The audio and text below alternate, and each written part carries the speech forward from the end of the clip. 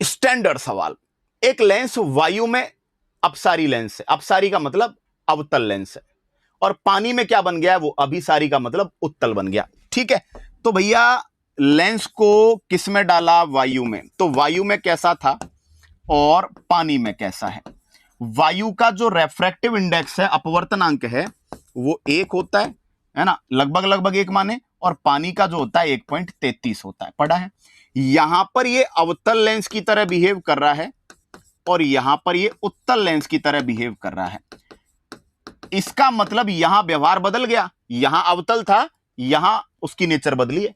तो हमने पढ़ा कंसेप्ट कि जब भी किसी लेंस को कम अपवर्तनांक के द्रव में डुबोते हैं, कम रेफ्रैक्टिव इंडेक्स के लिक्विड में डुबोते हैं, तो उसकी नेचर में चेंज नहीं आता, जैसा है वैसा ही रहता है, उत्तल है उत्तल रहता है, अवतल अवतल रहता है।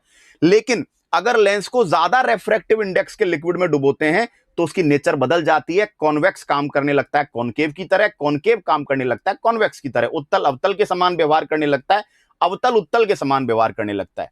इसीलिए पढ़ते हैं कि कांच में पानी का बुलबुला, बुलबुले की शेप उत्तल के जैसी होती है, लेकिन कांच में डालते हैं पानी के बुलबुले को, तो पानी का अपवर्तनांक कम है, कांच का ज्यादा है, तो ज्यादा अपवर्तनांक वाले में डुबोया तो वो जो बुलबुला है वो अवतल लेंस की तरह बिहेव करने लगता है।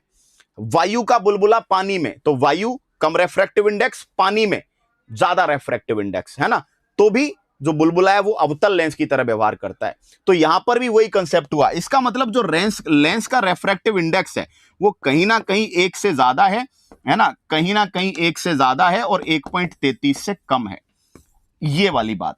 तो ये वाला जो है अपना आंसर बन गया।